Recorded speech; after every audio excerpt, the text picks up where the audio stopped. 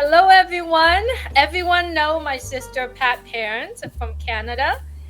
It's good to have her here today. We're just sitting down and have a conversation, and obviously, my sister Pat and I. We always have a heart-to-heart conversation offline anyway, but instead of us having that conversation over the phone, let's just have it here. And so I invited you here and let's just have that conversation. So let's start it with you, please saying hello to everyone. And yeah, tell us a little bit about yourself. Hello, everyone. I'm a little hoarse today, but I'm grateful, thankful, and blessed to be here. Thank you, my sister Julie, for asking me for this heart to heart. It's a relaxation. I'm Patricia Parent, as Julie calls me Pat, which most people do. I'm from Regina, Saskatchewan, Canada, and we are the land of the living in Saskatchewan. If you would please tell us a little bit about Canada.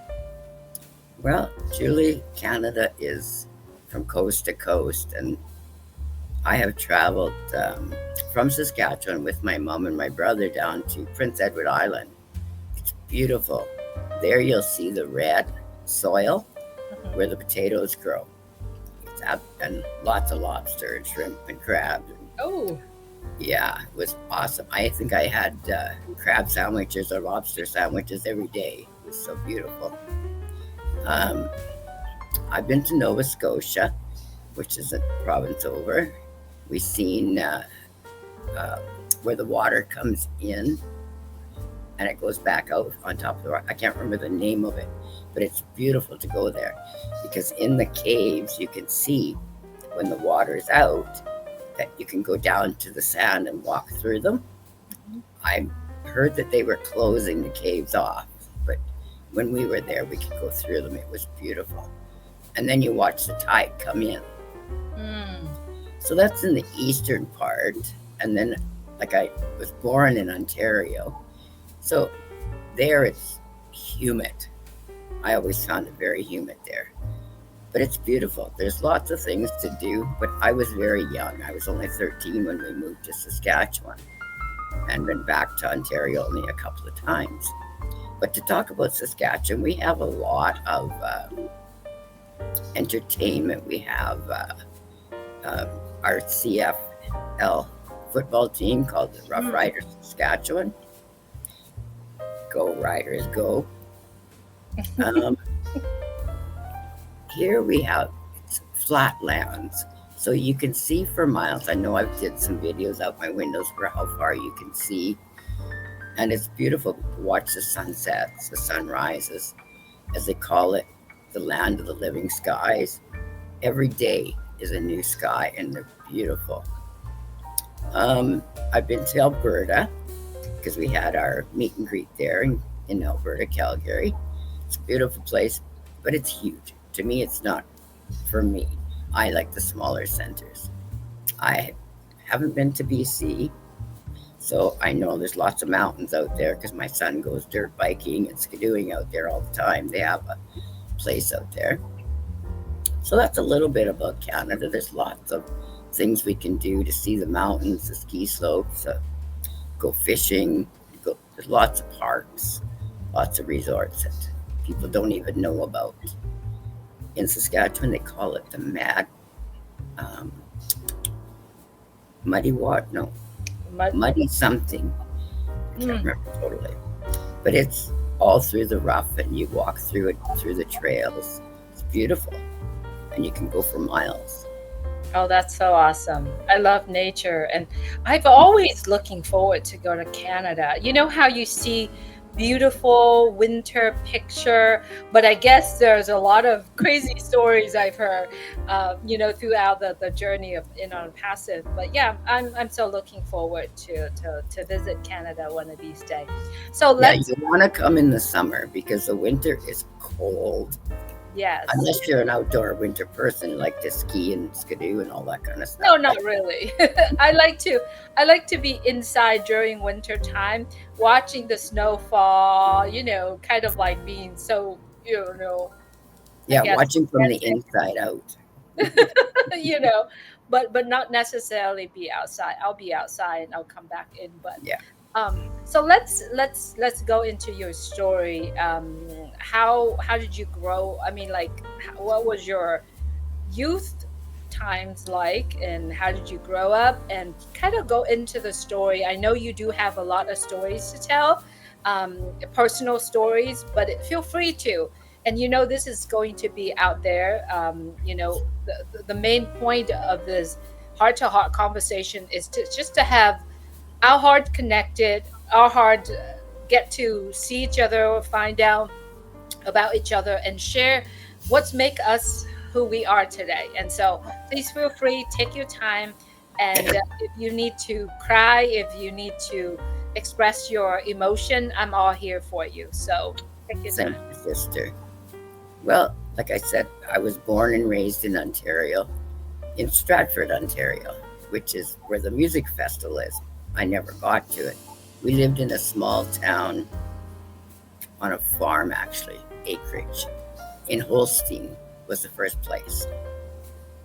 And that's where we had some cattle and had a horse and chickens and a goat. Julie, I got to tell you this goat story.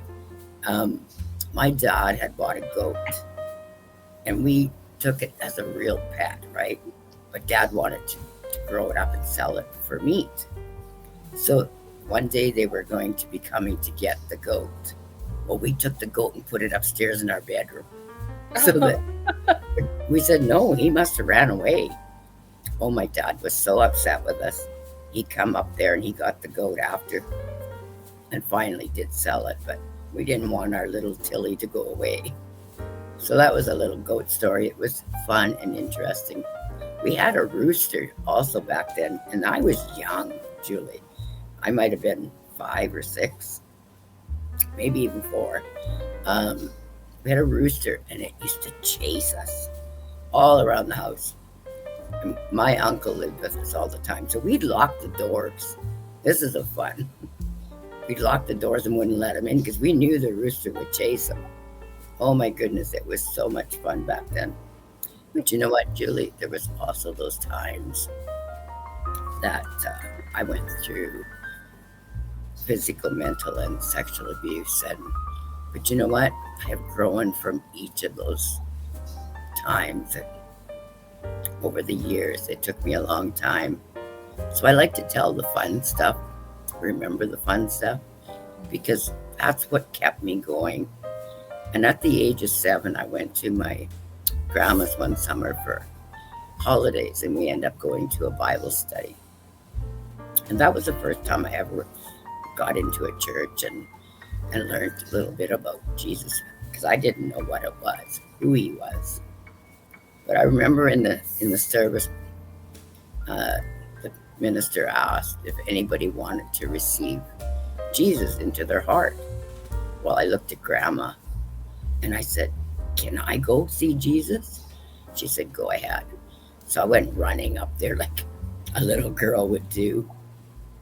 And the minister said, "We are going, if you want to accept Jesus into your heart, please raise your hands and pray to the Lord." That's what I did. And at 7, not knowing a lot about Jesus and God and everything, I was so excited because I Hmm. knew I had Jesus in me. Because the minister said, "He will never leave you and he'll never forsake you." Hmm. And I've always said that in my lives and sharing also. Excuse me. So from that day on, I knew I had Jesus with me, but I didn't know what it was. So going back and growing up, we moved from Holstein to Chepstow. Hmm. Oh, it was beautiful. We had a big maple tree that we used to love sitting under. We had apple trees, plum trees, raspberries, strawberries, huge garden. But one of the things that I really enjoyed was at Christmas, we used to be able to go out on our skidoo, just an old skidoo, and a skimmer, what we called, and go out into the bush and find our own tree. Mm. There was, I don't know, there were 7 of us kids, but only 4 or something went with us, and we went because the older ones had to get the house cleaned and all that kind of stuff. So we'd go out, and I can remember the one year my brother was driving, and we found this beautiful tree, but it took us so long, and it was dark. Mom and Dad were angry at us because we weren't back soon enough. But coming back, my brother went through a barbed wire fence, and that really set us all back to know how precious life is. Mm. Um, None of us were seriously hurt or anything, but we remember getting home and Mom and Dad were scared and worried about us. But you know what? That tree made everything for us. It was huge at the bottom and went to the top, and we got to decorate it. Little things like that are so precious. People need to realize how precious time is and how fast it goes by. So that was one of the stories living in Chepstow. And then, like, my dad was a truck driver, and he drove from coast to coast all the time. And Mom always had restaurants, so she was busy cooking. So us 7 kids were at home, and my oldest siblings were more or less babysitting us, but I don't think they really babysat us. They put us to work. Yeah. Everything. Where are you in the ranking of the kids? I'm the third youngest. The third youngest. Oh, Yeah. okay. Yeah. There's I was trying to figure that out the other night. There's 15 months between the first two, and then from the second one to me, there's only about 12 months between us, and then there's 2 years. So my dad, that reminds me, Julie, my dad always used to call me patty cake, right? Mm-hmm. Patty cake, patty cake. I hated it, but whatever. It's something he always did. It's a special, right? When your parent called you some weird name, I feel it's special. I do But make it's a name to call my kids. it stuck because my all my aunts and uncles and my grandma and grandpa always called me Patty, and I never liked it because I kept thinking of patty cake, right? But that's okay. That was something that they did, and they still do today. My aunts and uncles. Um, Now I forget where I was. I'm sorry, I asked you Okay. where was your ranking. Um, with us, with the 7 of us, we all had our duties to do, right? And my oldest sister, she was one strict sister. You did it or you got it. Yeah. Back then they used, right? Yeah. So I can remember standing there baking and cooking, and at a young age, we all had our chores to do. So, but it was exciting because I learned a lot. And then when we had animals in the barn, because they always called me a tomboy, because I always wore my hair short after. But I could do the chores. I was willing to go out and help, where a couple other ones didn't want to. And my oldest brother was out trucking, and so it was my one brother and I that did most of the chores outside.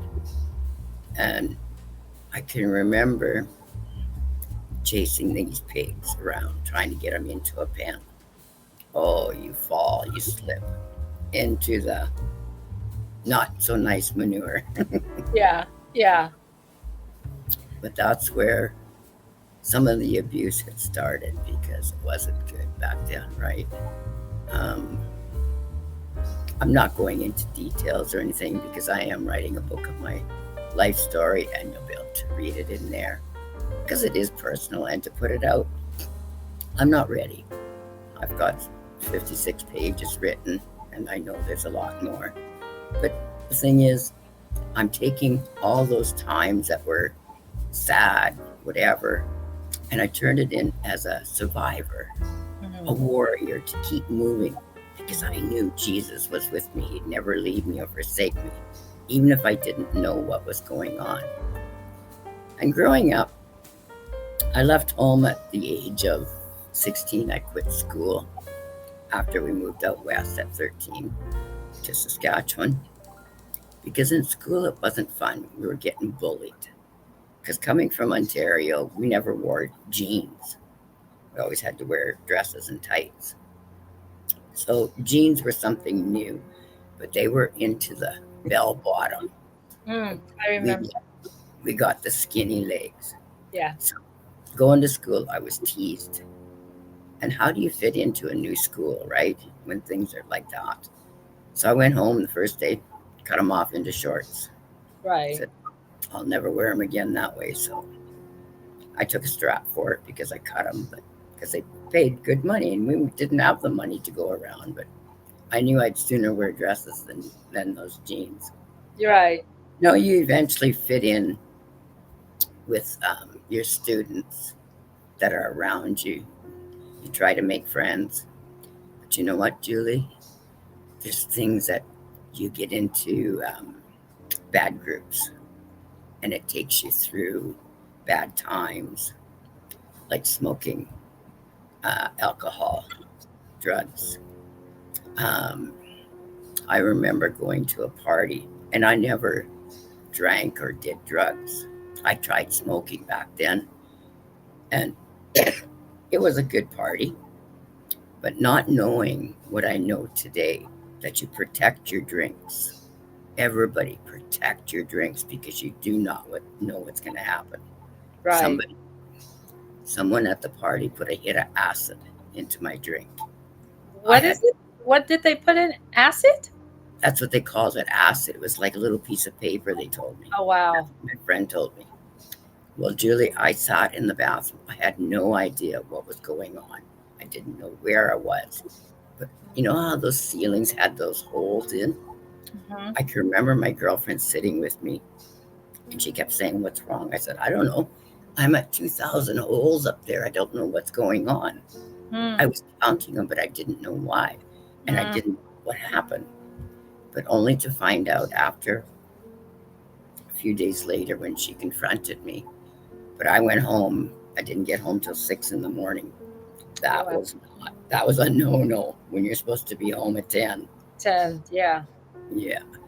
So when I walked in the house at 6, my younger sister, boom, she hollered to my parents, "Oh, she's home now. Give her a strap." I didn't get a strap. I got a high heel shoe. Yeah. Yeah.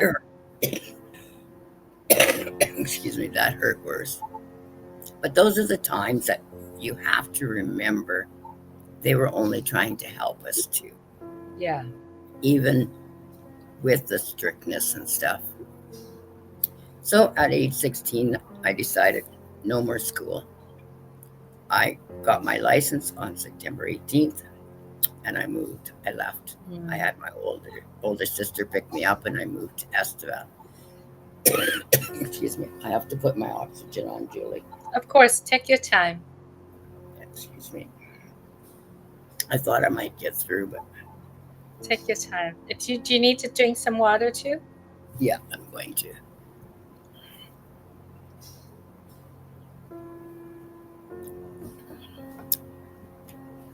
So when I went to Estevan, Julie, I worked at the Tower Restaurant for a Greek family. Wow, they were just like my family. I Mm. got to watch each of their children, the four boys, grow up for the 3 years I was there. And you know what, Julie? We're still friends today. Oh, They did wow. so many things for me. Like George, rest in peace.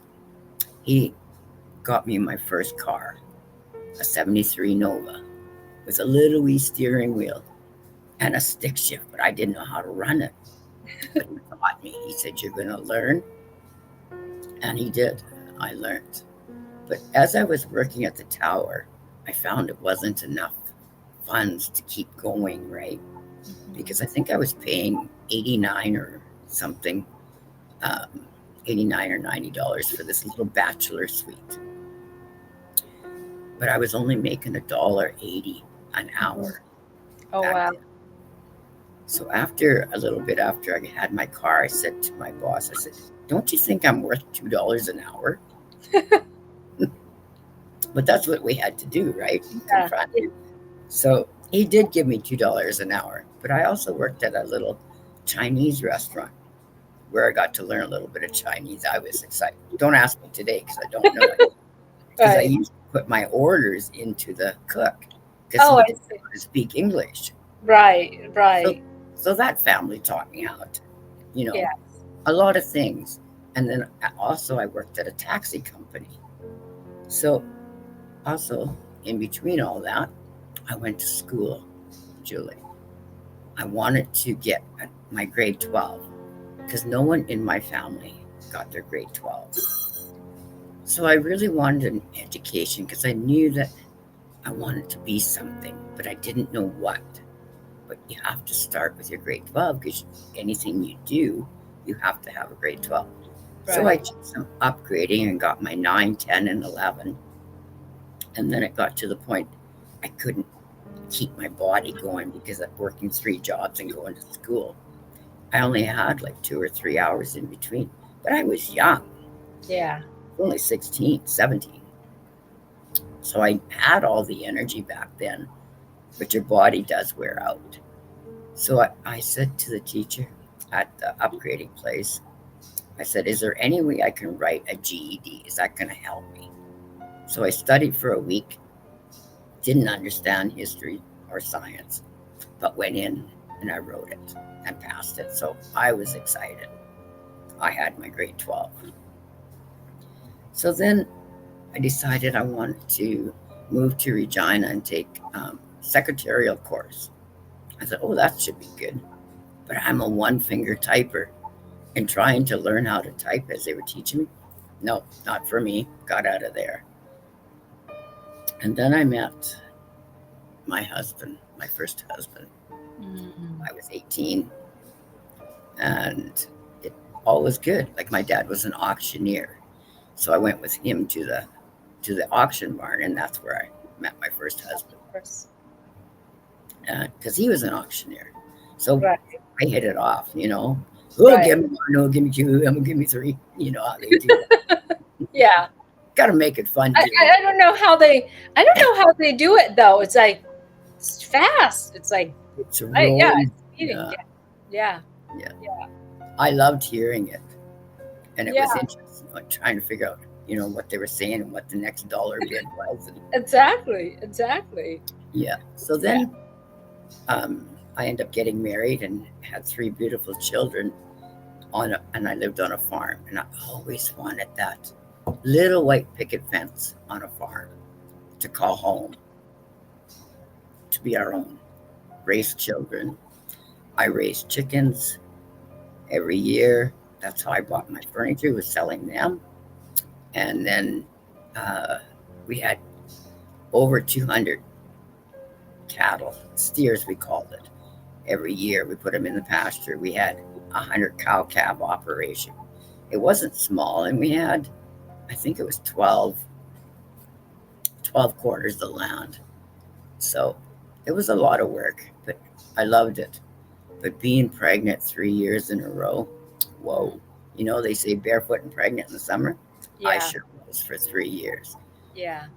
But you know what? I would never give up that life, Yeah. except for that my husband was an alcoholic and I cannot fix him. I tried and tried, but it didn't work. But what I learned from that by going to Al Anon and AA was help me understand what an alcoholic goes through. And it Right. taught me lessons from my past also. Because my dad was an alcoholic, but he had quit.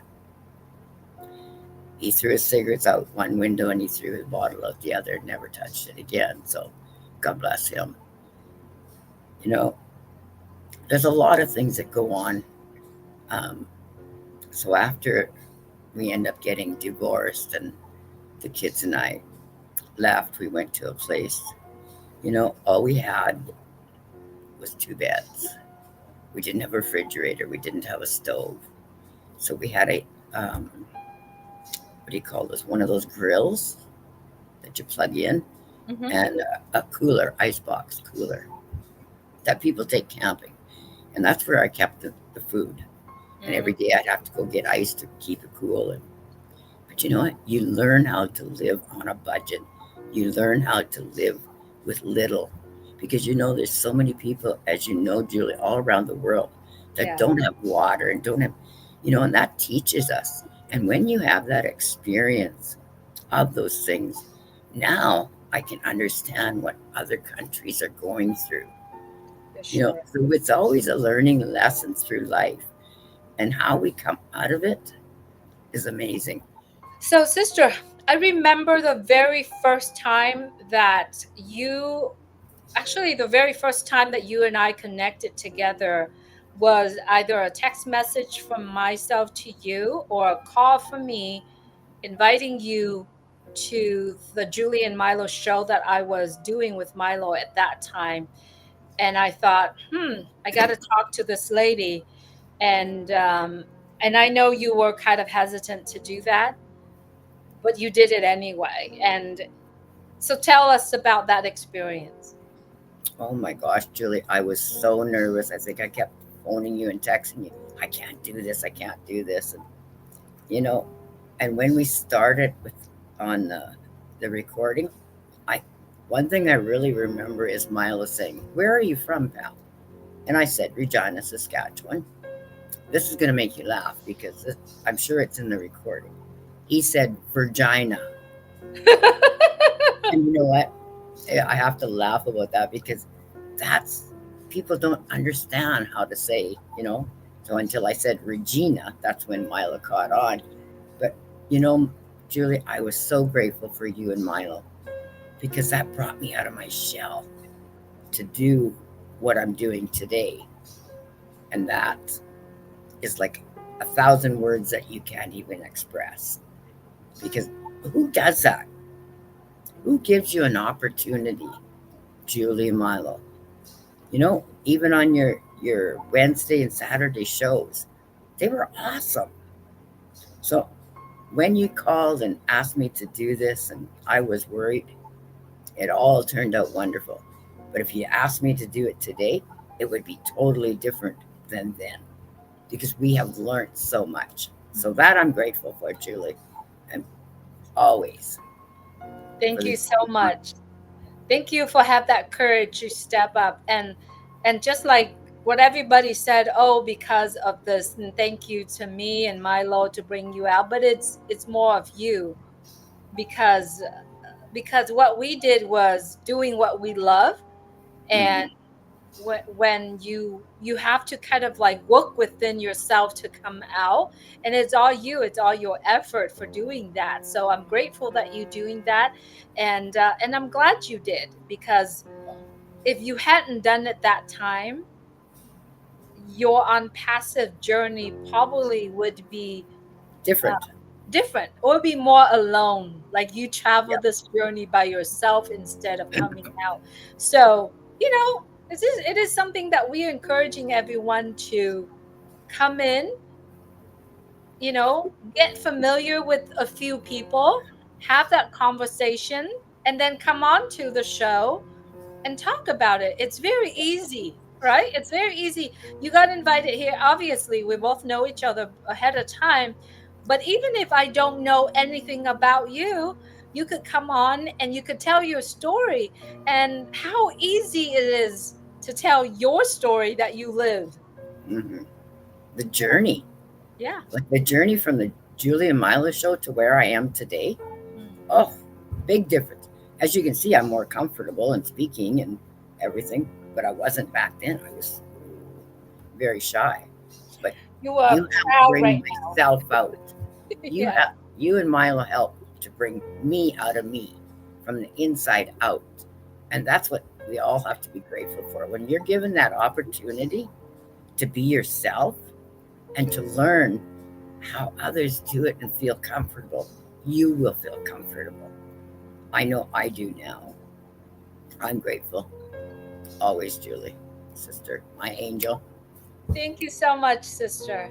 All right. As I watched you in the past years, um, it I see the vibe that coming out from you is all about God. It's God center. It's God first. Can The I mute trust of for a God second? first. Yes. Um, it's about God. It's about, you put your faith on top of everything. We can cut this part and then.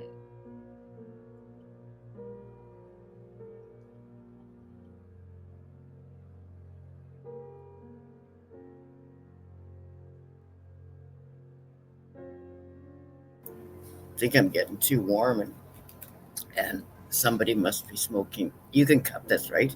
Yeah, I can cut this part out. Somebody's smoking pot in the building, and I can smell it. No, it's choking me. Oh, I see. Yeah, it just happened. Yeah, Take your time.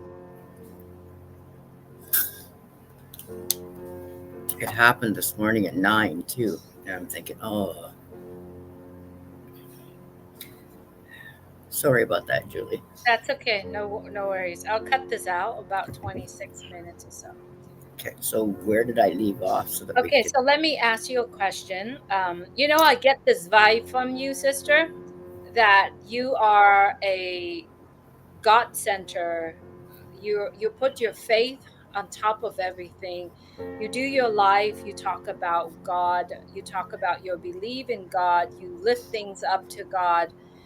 So let me ask you, I know that you get to know God, get to talk to Jesus, you said, around 6 years old or so. Has your life always constantly about God faith, or when did you feel like you fall off the wagon and then kind of like waking up and getting back? And or have your life always been this, built up to this point? Because the vibe I getting from you is this: God is the center of my life. Yes, Julie, God is the center of my life now. As I gave my life to the Lord on May 8th, 2020, Mm, I did have. When I got married the second time, I did get baptized, mm, and but it wasn't for me. Do you understand? It was for my ex-husband, mm, to make it a community, to try and fit in, to be everything that I always wanted. But that's not what Jesus was about. I realized, right. after our divorce again and things that went on, and every step of our life is a learning lesson. And when I was on my own after the second divorce, um, I learned lots. I kept getting closer and closer because I would read the Bible, but I didn't understand it. And then, like, my girlfriend had me into a Bible study, and that was amazing because I learned so much and I got closer and closer. And that's when I decided, on with my past minister, that I wanted to be baptized, to be whole again, to be renewed, reborn into the life that I want, not that the life that somebody else wanted, to what I needed. And when I gave my life to Jesus, He gives me all back, Mm, everything back. And this is why I share, this is why I get so heartwarmed that it is so important to share about God, to bring people closer to Him, because I know in my heart and my body and soul and mind the relief that you get. You you let the past go. You let everything go. Yes, we can talk about the past, but it doesn't bother me anymore, Julie, like it used to. By letting it go, you've released and you can move forward. It's a new day every day. Every day is a new day. mm, And that's how I look at life now. You know, sis, when you have a guardian angel like you do, like you bring me, because you know exactly, I don't know how you do, but you bring it to me every time you phone. You know there's something that you needed to say or do. And that's what the Lord brings us. He brings us people like that. I ask the Lord each and every day to put people in front of me that He wants me to bring to them, to Him. And I have brought many. I have to say, I have brought many from different countries, Julie, because I did prayer groups, I did Bible studies with them. But it was so hard to try and translate. I would spend hours with this one gentleman and the children, and it would start at 10 or 11 o'clock my time. And sometimes we went till 5 in the morning Mm, because we were translating. We have to use Google translating through Zoom and then translate back. So I knew what they were saying. It was beautiful, but it was wearing me out too because I knew I still had my on passives that I wanted to build and yeah, keep going. So I am grateful for everything that the Lord brings me each and every day. absolutely. For us, for those of us who believe in everything that God is doing, we tend to kind of like living in a way where we said, "Oh, I've got God on my side. He always got me. He never abandoned me." And Never that's leave how you I, or forsake yeah, you. yeah, yeah. And that's the reason why I feel that, in my heart, in my mind, whatever I think of and my heart feels it, and that's forces me to make those phone calls. Once a while I just randomly thought about an individual who had come across my life, and that's when I said, "Oh, I gotta give this person a call or whatnot." And That's so, so true. yeah, and so you are the angels for myself, and I'm thankful that I could be the angels for you. And I know that there are so many people in our community being angels for all of us, because the angel just show up, and and Yeah, and, and that's it. They just show up, you know, no, for no exactly. reason. They just show up. So it's I important. have many of them that, you know, Absolutely. I have Judy, I have Diane, I have you, I have Sherry. You know, Yes. they're beautiful and Yes, they know absolutely. exactly when we need it. Yeah. So let's go into a little bit about professional business a little bit. We've joined in on Passive, and we met each other in on Passive, which is the company that many of us, especially I feel, that we are getting called. There is a purpose somewhere along the road for us to be part of on Passive. So when did you join on Passive, and how did you understand what on passive is all about? Because I know at the very beginning, when we step into on Mhm. passive, there's no information except the audios, except some messages, some webinars that's running, that we really didn't know, because we came in such an earlier time. When did you actually say, "Oh my gosh, I get to see the vision of on passive. I can put two and two together. I can understand it"? Because up until today, the message coming from Unpassive, it's not the whole complete message. Yeah. It's pieces and pieces. When was that you actually sit down and say, "Oh my gosh, this is crazy"? Well, Julie, a friend of mine, Stuart Clark from the UK, we were in another opportunity before. Excuse me. Mm, And he messaged me and asked me if I would like to join on Passive. At that time, it was Go Founders. And it was just a marketing, So, and I thought, perfect, because I need people to help me market with my business.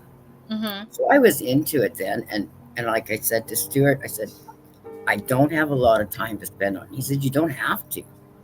It's a done for you. And I thought, perfect.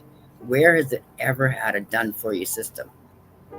Because I did other MLMs, Julie, with different herbs and vitamins and oils. And I was in a clothing one.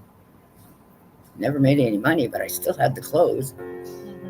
I can still remember the very first check that I received from the company, $2.35. Oh boy. I still have it here somewhere Yeah. because I kept it. It cost them more to mail it and print it than it did, to give me the $2.35. But the thing was, it taught me lots back then, but it didn't bring an income, which I needed. So when joining on Passive and they were going to market, I thought, oh, good, they're going to help me market all the business, even my MLM that I was in. And and I had a friendly cleaning service at that time, Julie, in Estevan. And then in 20, 1920, no, 2020, sorry, I keep going back. 2020. But Yeah. sorry, 2020, and COVID come, Mm. and it hit us hard. Because my last day with my business, cleaning business was um, March 14th. Mm. I worked 7 days a week. Right. And on the 14th, that was the end. I got home. And on the 16th, I had double pneumonia. I had taken in a young nurse that was in training into my home in the basement, not knowing anything about COVID or anything. And he had got off the plane that day from the US and drove to my place because he had to start work, not knowing he had COVID. Oh no.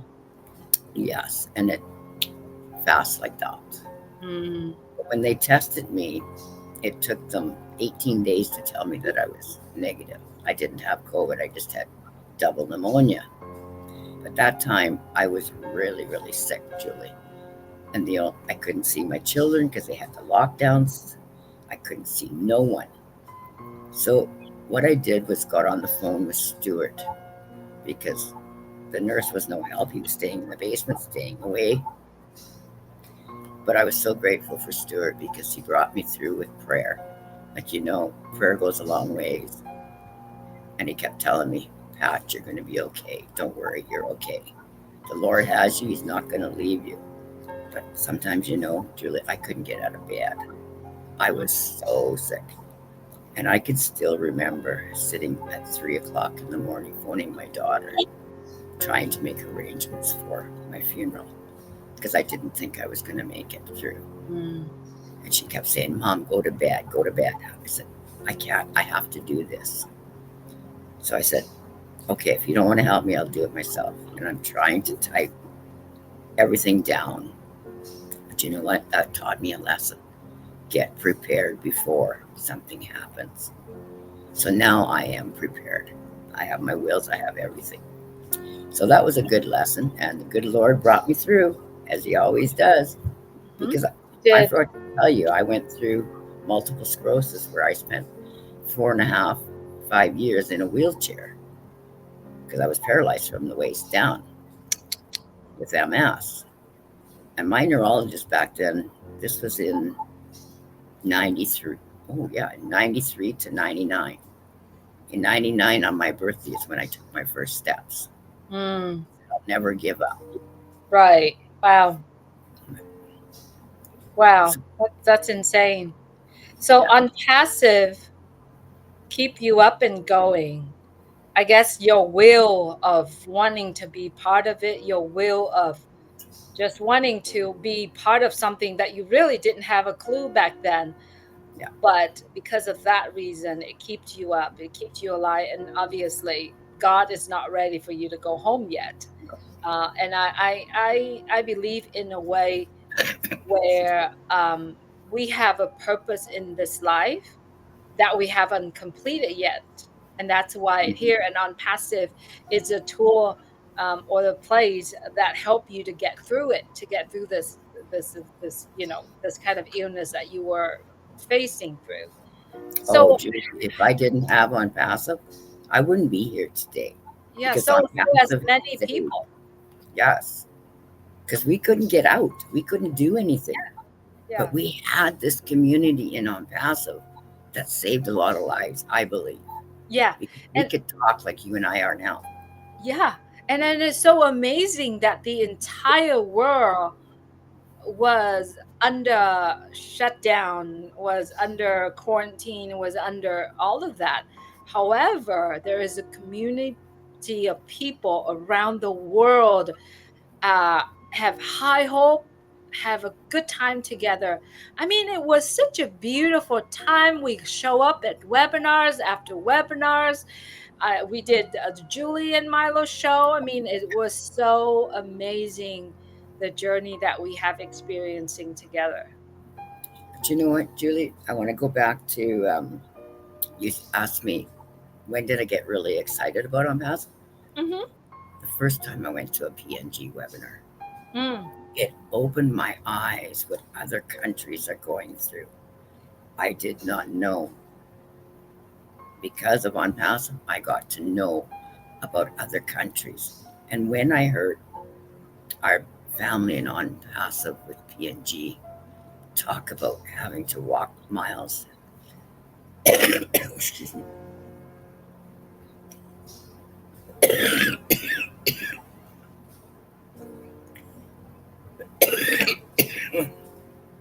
Take your oh, time. Take your they're, time. they're doing it again.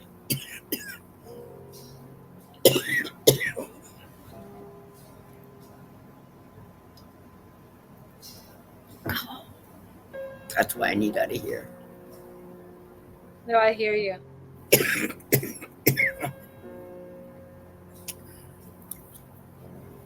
So when I talk about on passive and PNG, Julie, that got me excited. How on passive is going to help because it went from 2018 to a market into to oh bless it they were talking about and then all the digital products that are going to help us in our business. But I kept thinking, how is it going to help PNG? You know, they have internet interruptions all the time. They walk miles to get anything, clean water, schooling. I don't even know what kind of schooling they all have there unless they're in a big center because they have all kinds of villages. And when I heard our sisters and brothers talk, it made me cry. So I come home off of that, I shouldn't say come home, come off of that webinar, and I sat the next day, and that was my first video, was to talk about PNG and what On Passive can do for it. And I didn't even realize I went 45 minutes, I think, Mm. just pouring from my heart what On Passive is going to do and help everyone around the world. It's Mm. such a blessing. So that's when I got really excited because Yes. I knew there was hope and God was behind it. It was a divine purpose for everything. Yeah. And Mr. Ash Mufareh, there is no words that we have in our hearts and our minds that we can say enough thank yous to for Absolutely. making the changes from all of us, Yes. not only as a business, but in our hearts. I believe everyone, Julie, come out of themselves because I would have never done a video or a live or any of this. It gave me the opportunity to be who I am, who, what the purpose I want in life. I found it. It's God first and on passive and our families. It's beautiful. Nothing. Absolutely.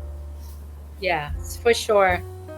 It's an amazing journey, and how it's helped all of us bond it together in that one vision, that one mission, that lift up humanity, and we all did just that, you Yep. know.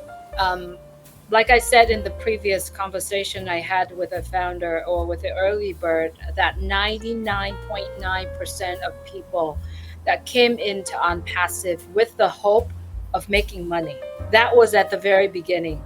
At that time we didn't know anything, we just wanted to have, not that On Passive give us money, No. we wanted to make money because we want to find um, a company that does the work for us, that does the marketing for us. So 99.9% of the people came into Unpassive wanting to make money, Yep. right? But we ended up, none of us now talking about money anymore because we knew the money part of it is there. It's there. But we're looking forward to use the technology, to use the tools, and be able to create the profits out of that, which is really amazing. And so we had really good time together for all of us. So let me ask you, what are you looking forward to do? What is one thing that you would said, I'm going to do this first? Well, Julie, the very first thing I'm going to do, as you know, my surrounding, I'm going to have a home that I can call my home.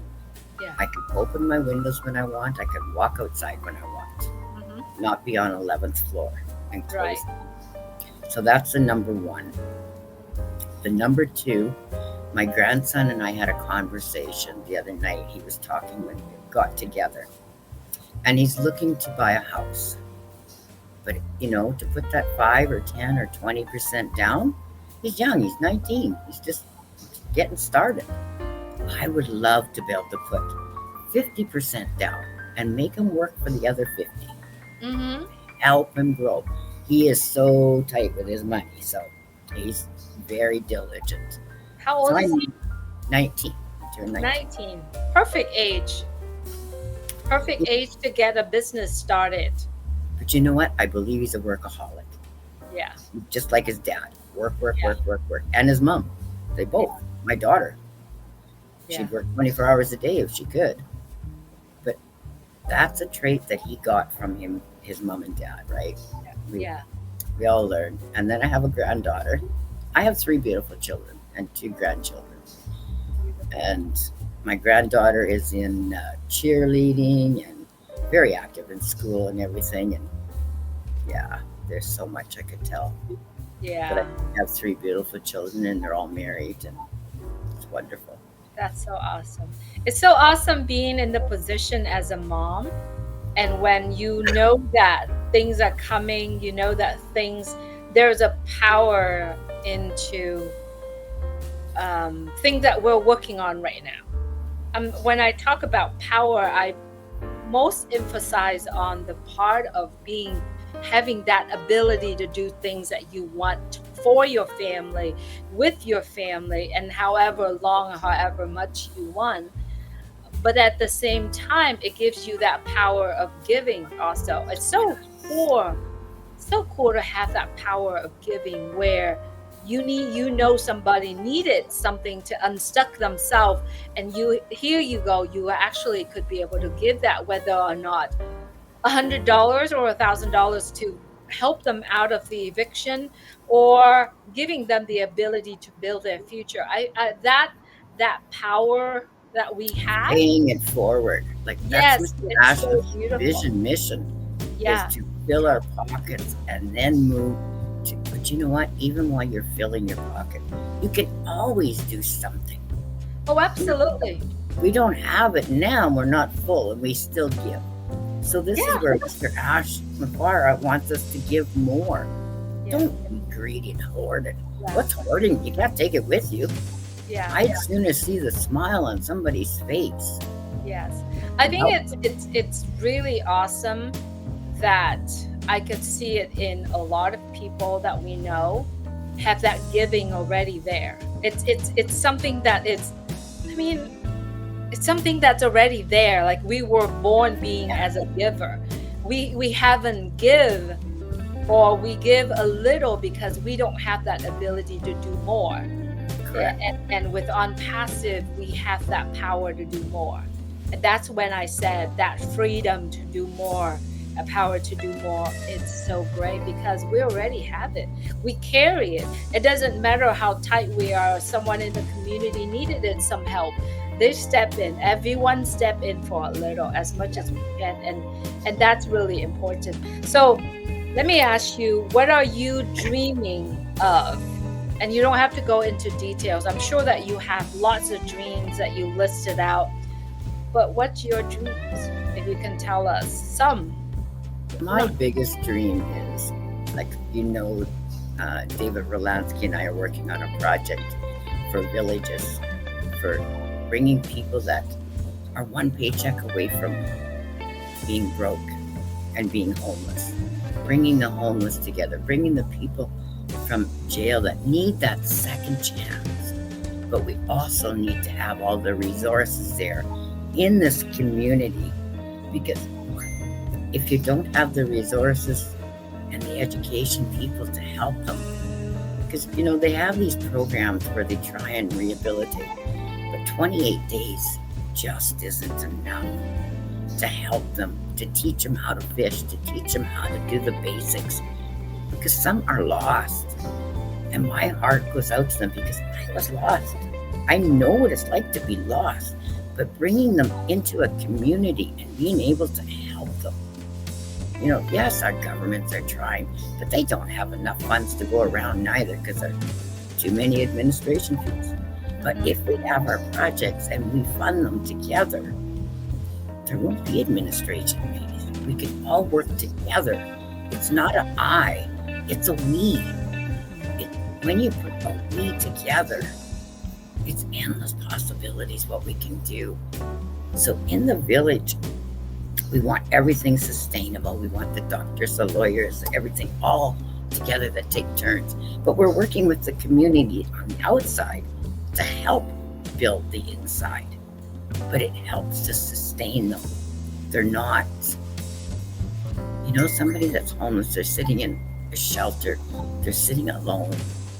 They are alone. I don't care what anyone says. They are. They give them a bed. They're still alone. But in a community, you can bring them together with activities. You can bring them together with education and teach them God. Absolutely. Well, sister, thank you so much for spending time with me. Thank you for all that you are doing with ONPASSIVE. Thank you for spreading the words out there. And thank you for always remind every one of us about our faith, about staying close to God. And I know there's a lot of people are watching this right now, wanted to connect with Pat Perrin. I'm going to go ahead and include Pat's YouTube channel in the description if you would like to connect with her. I could do either Facebook or YouTube. You actually can connect with her, and who knows, maybe you see something that you will connect with Pat this time where you can do something together. And this purpose of this conversation for me is for heart to heart connecting around the world. And if it's something that you would like to do in the future, maybe you can send Pat a message, get together and work on the project with her. I mean, there are so many things that we all can do it together. And so Pat, if you like to, you can absolutely send it over to me when we finish this conversation, and I'll put you in the description of this. And so to wrap up this conversation, if Mr. Mufareh was in our conversation right now, what would you say to him? I don't know if I'd have words, but I'd be sure grabbing him and hugging him and thanking him the way I could. But I have to say, Mr. Ash is the most positive person, the most generous heart, the biggest heart. So I'd have to tell Mr. Ash Mufareh, keep your heart going, keep your faith that we know you have. Trust the process, like he always tells us, because we know he does. Stay positive. That's what fills me, is by staying positive. Take that negative to a positive. Mr. Ash Mufareh, thank you, thank you, thank you. I am so grateful, thankful, and blessed always. But like I said, Julie, there's no words. It would be the biggest squeeze. I've seen him lift people up off the floor. I think I'd have the strength to lift him when I seen him, because that's the generation and the adrenaline that he gives me each and every day. Absolutely. And I'm grateful, Julie, for you to have this heart and heart together. Thank you so much. Thank you so much, sister. And if you are watching this and you feel like you have a story to share, and you have, the inspirations that you want people to connect with you, I'm always here. Send me a private message and we'll get you on. Thank you so much, sister. And thank you everyone for watching. Please make sure you like and subscribe this video, and check the description for Pat Perrin's YouTube channel, because I know she does live almost every day. But check her out. All right. Thank you, everyone. Thanks, Take Julie. care, sis. Thank you.